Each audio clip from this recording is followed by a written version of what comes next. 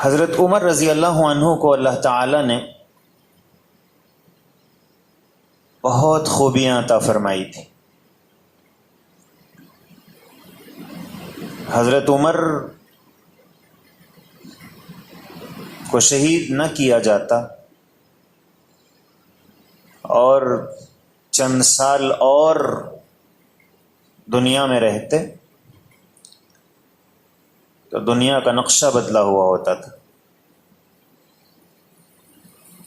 ساری دنیا پہ مسلمانوں کی حکومت ہوتی تھی۔ ایسی عجیب صلاحیتیں، وہ تو پوری پلاننگ کے ساتھ حضرت عمر کو شہید کیا گیا۔ حضرت عمر نے ایک بات سوچی کہ ایسا ہونا چاہیے، جنت سے آئے ہوئے 2 پتھر۔ حضور نے فرمایا کہ یہ جنت کے یاقوت ہیں۔ حضرت آدم علیہ السلام جب جنت سے دنیا میں آ رہے تھے تو اللہ نے حضرت آدم علیہ السلام کے ساتھ یہ 2 پتھر دنیا میں نازل فرمائے، ایک حجر اسود، دوسرے مقام ابراہیم۔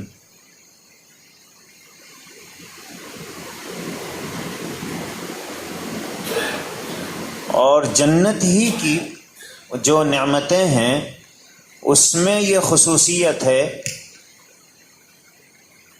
کہ وہ انسان جو سوچتا ہے تو فوراً وہ حرکت میں آتی۔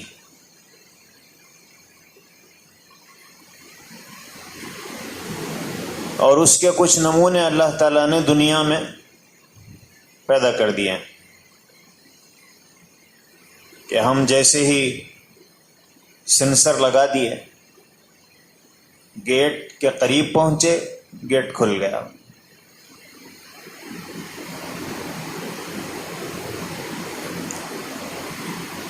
مدینہ منورہ میں ہم لوگ ایک بلڈنگ میں جیسے ہی پہنچے تو وہ 5 اسٹار اور 7 اسٹار بلڈنگ تھی۔ تو ہمارے ساتھ جو حاجی تھے تو ان کو اس میں کمرے دیے گئے۔ تو اس کا سسٹم یہ تھا کہ جیسے ہی آدمی کمرے میں داخل ہوتا لائٹ آن ہو جاتی تھی اور نکلتے ہی بند۔ تو ایک حاجی صاحب جیسے ہی کمرے میں داخل ہوئے ایک دم لائٹ آ گئی،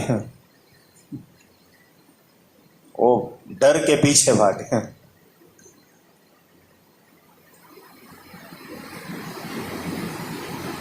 اور کہنے لگے کہ میں وہ کمرے میں نہیں رہتا۔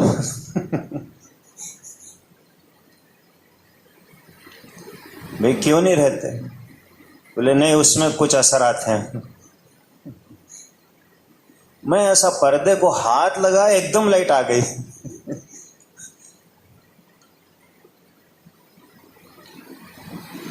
تو اللہ تعالیٰ نے دنیا میں اس کے نمونے انسانوں کو بتا دیے کہ جنت میں یہ سب ہونے والا ہے، مگر تم یہ مت سمجھو یہ کیسے ہوگا، دنیا میں بھی میں تمہیں اس کے نقشے اور نمونے بتلا رہا ہوں۔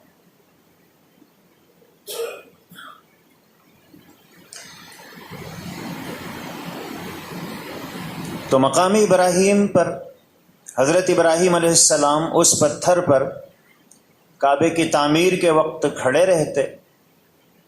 جیسے جیسے دیوار اونچی ہوتی وہ پتھر بھی خود بخود اونچا ہوتا تھا۔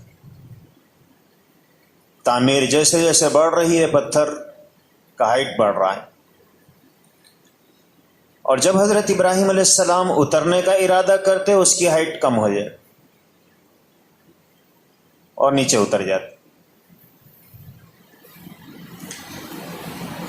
اس لیے اس پتھر پر حضرت ابراہیم علیہ السلام کے پیروں کے ایسے نشانات پڑ گئے تھے جیسے کیچڑ میں ہم پیر رکھ کے ہٹا دیں تو جب کیچڑ سوکھ جائے تو جیسے نشانات ہوتے ہیں ویسے نشانات اس پتھر پر حضرت ابراہیم علیہ السلام کے پیروں کے ہو گئے تھے۔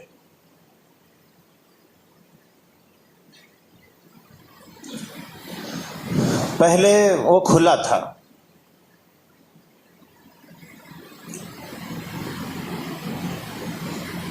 تو لوگ زمزم پینا ہوتا، اس پتھر کو اٹھاتے لے جاتے، اس میں زمزم ڈالتے، اس سے پیتے، یہ برکت حاصل ہو جائے۔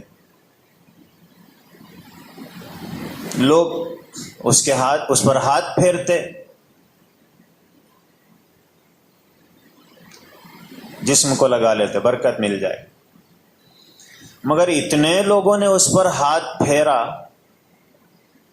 کہ وہ آہستہ آہستہ نشانات مٹتے رہے،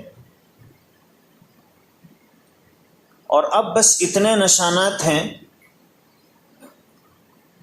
کہ اگر ہم پانی ڈال دیں گے تو تھوڑا سا وہاں ٹھہر جاتا ہے، بس اتنا نشان باقی رہ گیا۔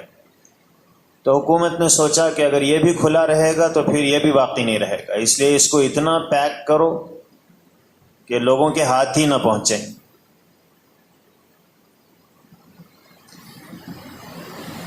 تو مقام ابراہیم یہ جنت کا پتھر، حضرت ابراہیم کی نشانی، ایسی رکھا ہوا ہے۔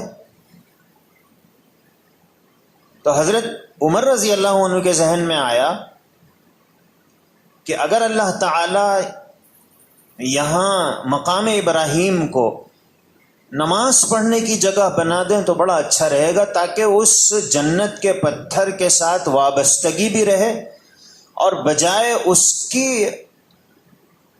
پوجا کا ذہن میں آنے کے بجائے اللہ کی عبادت کا خیال آئے کہ یہ تو اللہ کی ایک نشانی،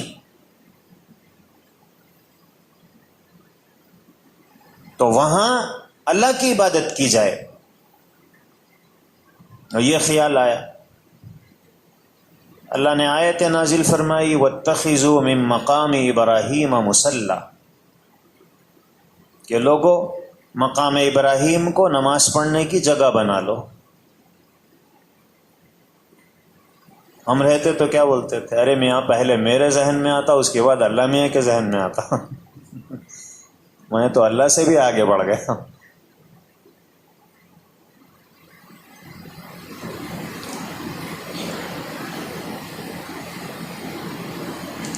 حضور کے زمانے میں مسلمان عورتیں غیر مسلم عورتیں لباس ایک جیسا پہنتی تھی، باندیاں اور عزت دار آزاد عورتیں لباس ایک جیسا ہوتا تھا۔ تو لوگ باندیوں کو، معمولی درجے کی عورتوں کو، چونکہ لباس ایک جیسا ہے تو لوگ ان کے ساتھ بد تہذیبی کرتے۔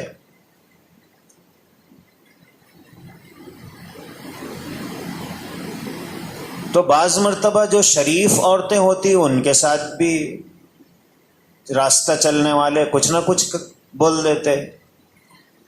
تو حضرت عمر کے ذہن میں آیا کہ اگر اللہ تعالی مسلمان عزت دار شریف عورتوں کے لباس کو عام عورتوں سے الگ کر دیں تو اس لباس کو دیکھ کر ہی لوگ یہ سمجھیں گے کہ یہ کوئی شریف عورت ہے، اس لیے نہ اس پر جملے کسیں گے، نہ اس کے ساتھ کوئی نازیبہ سلوک کریں گے۔ تو حضرت عمر کے دل میں یہ بات آئی، اللہ نے ایمان والی عورتوں کے لیے خاص پردے کے احکامات نازل فرمائے کہ آپ لوگ جب باہر نکلیں تو جیسا بے حجاب لباس عام عورتوں کا ہے تمہارا ویسا نہیں ہونا چاہیے، تاکہ تمہارے لباس کو دیکھ کر ہی لوگ سمجھیں کہ یہ کوئی شریف خاتون۔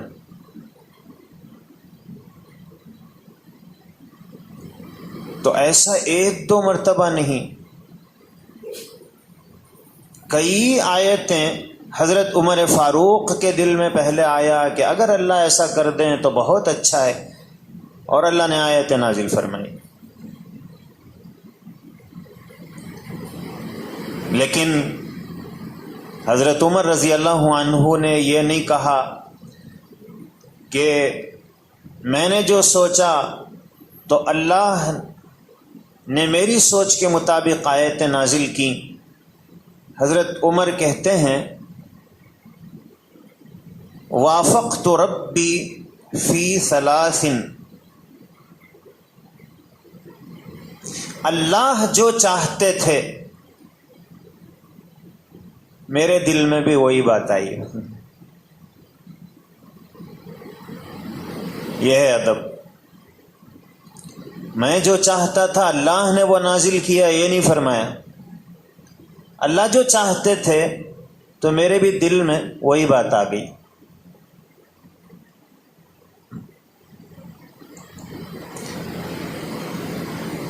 حضور اکرم صلی اللہ علیہ وسلم عشاء کے بعد حضرت ابو بکر اور حضرت عمر ان دونوں سے مشورہ کرتے تھے مسلمانوں کے بہت سارے معاملات کے بارے میں۔ یہ پورے صحابہ میں بڑے تھے۔ حضرت عمر اس کو بیان کرنا چاہتے ہیں کہ حضور ہم لوگوں سے مشورہ کرتے تھے، لیکن حضرت عمر کے بیان کا انداز یہ ہے کہ حضور اکرم صلی اللہ علیہ وسلم حضرت ابو بکر سے مشورہ کرتے تھے اور میں ساتھ میں ہوتا تھا۔ حضرت ابو بکر سے مشورہ کرتے تھے اور میں ساتھ میں رہتا تھا۔ ساتھ میں کہہ کو رہتے تھے، ظاہر ہے کہ مشورہ تو ان سے بھی ہوتا ہوگا نا، لیکن یہ اپنے بڑوں کی بڑائی کو باقی رکھنا چاہتے ہیں کہ حضرت ابو بکر بڑے ہیں، میں بڑا نہیں ہوں، اس لیے مشورہ تو ان سے ہوتا تھا، میں ساتھ میں رہتا تھا۔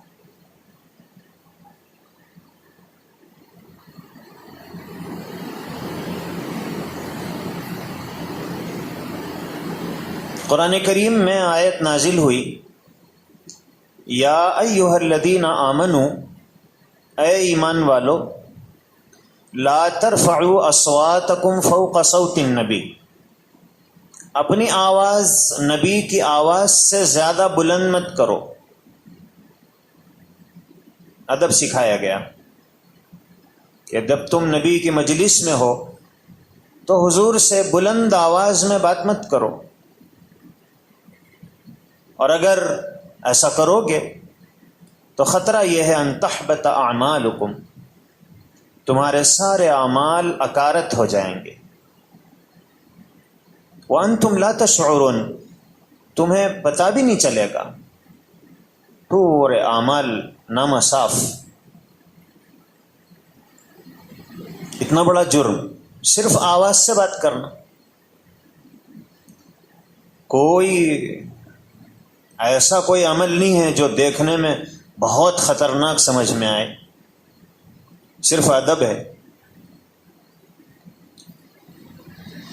حضرت عمر رضی اللہ عنہ پیدائشی طور پر جہوری الصوت تھے، بعض لوگوں کی آواز ہی بلند رہتی ہے نا، آہستہ بات کرے بھی تو آواز رہتی ہے۔ تو حضرت عمر پیدائشی طور پر بلند آواز کے مالک تھے۔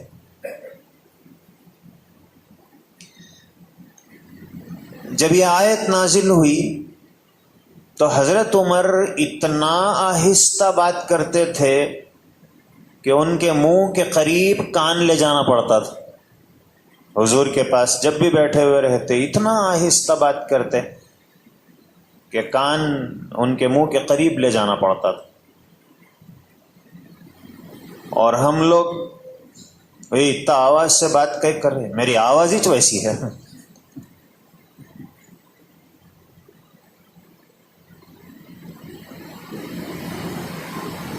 حضرت عمر نے یہ نہیں کہا میری آواز ہی ویسی ہے،